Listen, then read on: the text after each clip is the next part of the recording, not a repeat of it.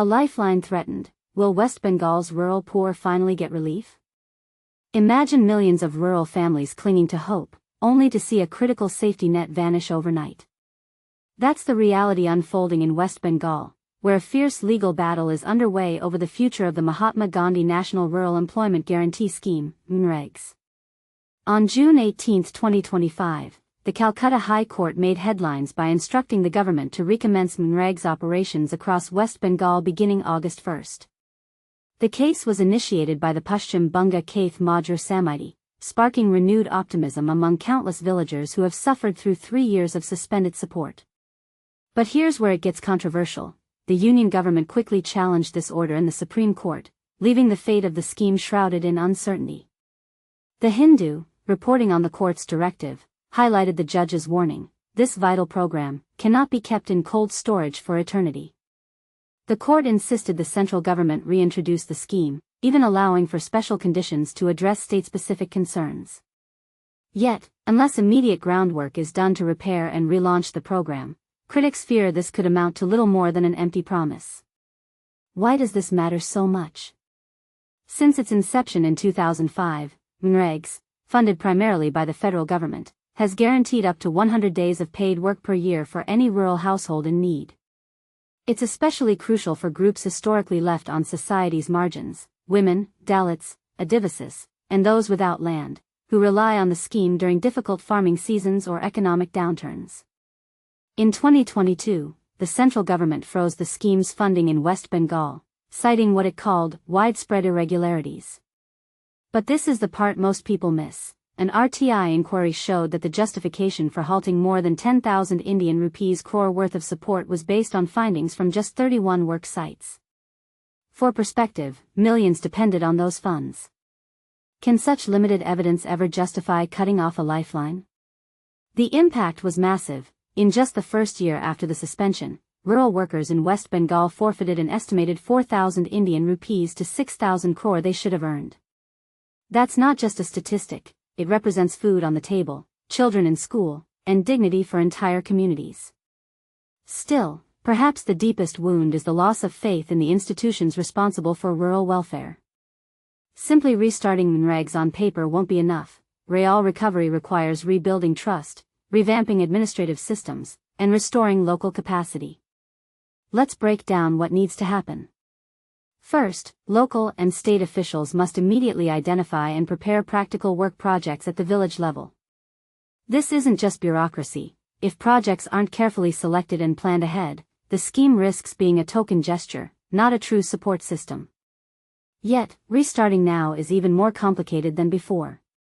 Over the last 3 years, central authorities introduced a slew of technological upgrades to improve transparency and reduce fraud.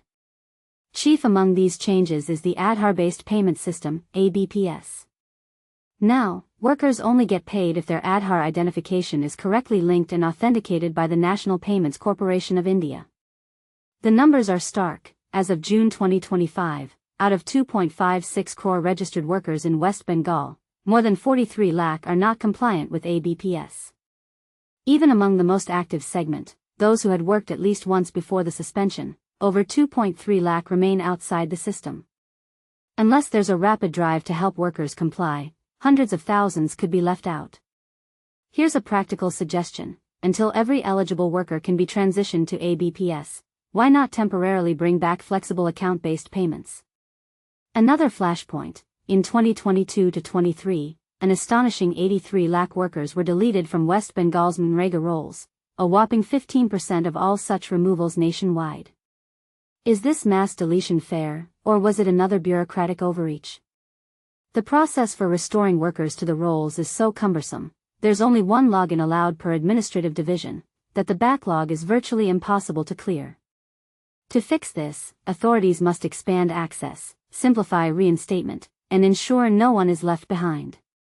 And this is the part most people overlook: the mandatory national mobile monitoring system, requiring supervisors to upload geotagged photos of daily attendance.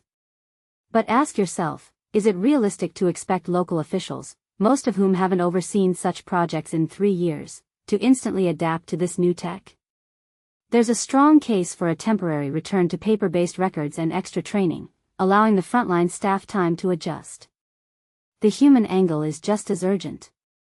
Field supervisors, paid little more than ordinary laborers, are now being asked to manage complex data entry, measurements, and paperwork too.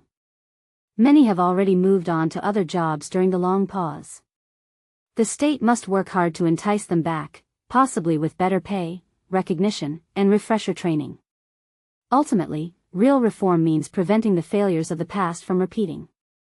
MGNREGS should not be reduced to a checkbox exercise. Authorities must focus on meaningful grievance redress systems, prompt payments, transparent dashboards, and regular public audits. But here's another perspective that could spark debate. Could revitalizing MGNREGS open the door to more genuine collaboration between the government and long-standing civil society organizations? Reinvigorating the State Employment Guarantee Council, with a commitment to open dialogue, could be the key to ongoing accountability and improvement. Yet looming over all these efforts is legal uncertainty. The High Court's order allows the central government to set special conditions in West Bengal. But will these ultimately strengthen the program, or might they undermine it? With a Supreme Court decision still pending, no one knows for sure. This ambiguity puts a spotlight on the real challenge. Will the revival be a bureaucratic formality, or a sincere attempt to restore hope for millions? Now it's your turn. Is it reasonable for the central government to suspend such an essential program based on minimal evidence? Could technology be creating new barriers for the poorest citizens? Does the promise of jobs matter if the systems to provide them are left in ruins? Share your thoughts and tell us, do you agree or disagree with how West Bengal's MGNREGS saga is unfolding? Chakradhar Buddha, affiliated with LibTech India under the Collaborative Research and Dissemination Center, presents these views in a personal capacity.